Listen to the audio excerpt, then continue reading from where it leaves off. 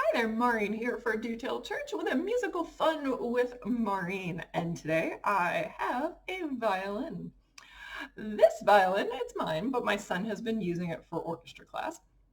But if you've watched most of my videos on the church's website, you'll learn that most of the time I have this in my hands.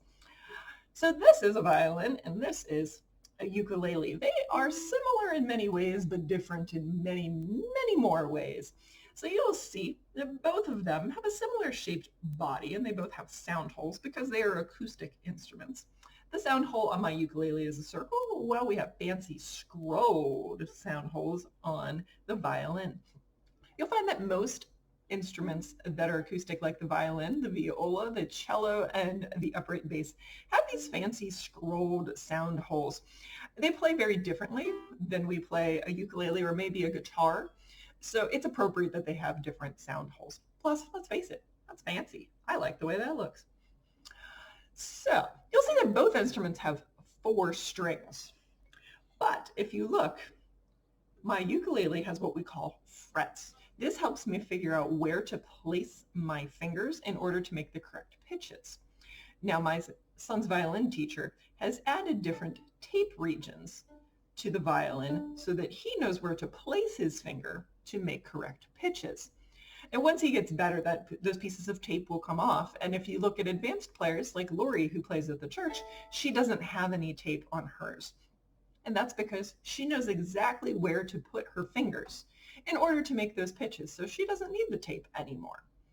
Now, whenever I play my ukulele, I am strumming my ukulele. Whenever you play your violin, you're not going to strum it. You're either going to use a bow or you're going to pluck with your fingers. So I'm going to put my ukulele down for now. So whenever you pluck your violin, you don't want to do it here. This is where you use your bow. So it's got something called rosin on it so that your bow doesn't screech. If you've ever heard beginning violin players and they make that really scratchy sound, it's because typically they just don't have enough rosin and they're not bowing quite correctly. So it'll make a weird sound.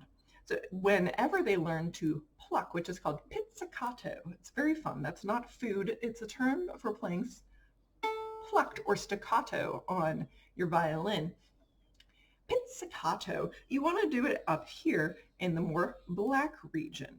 And that's so your fingers don't get sticky, because you're going to need to hold your bow, switch so that you can pluck, and then typically come back to bow some more. Now, whenever I tune my ukulele, I use the tuning pegs up top.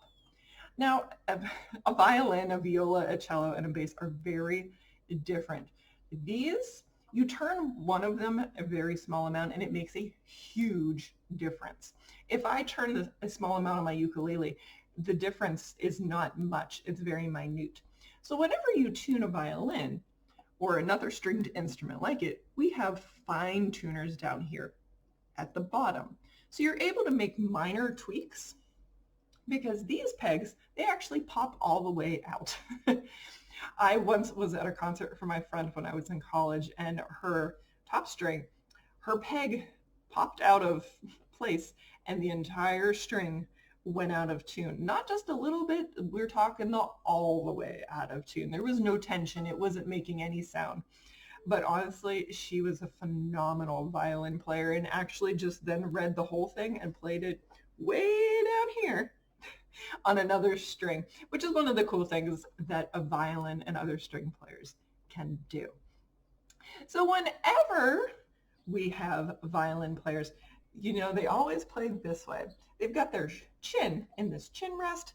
Some of them use shoulder rocks or shoulder rests. This is my son's. He wanted a blue one, so I found him a fancy blue one.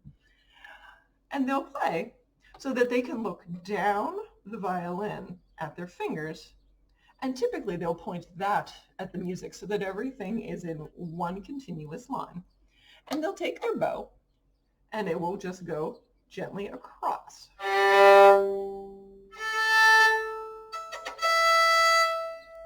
Now, one of the neat things that I really love about violin is they can play multiple strings at a time. So they can actually play chords and they can play intervals that sound really neat. I'm always baffled by it because I can't figure out how in the world they're playing.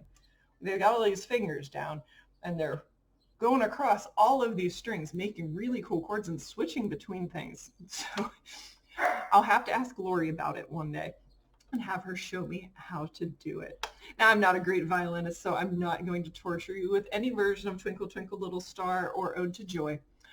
But I hope that if you've ever considered learning the violin, that you give it a shot. It's a beautiful instrument and it's a little bit tricky to get started, but I promise you, if my son can do it, you can do it as well.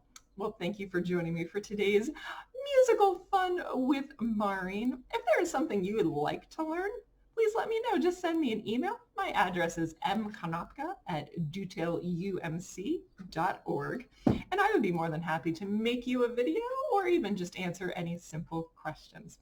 Well, thank you for joining me today. I hope you have a great rest of your day.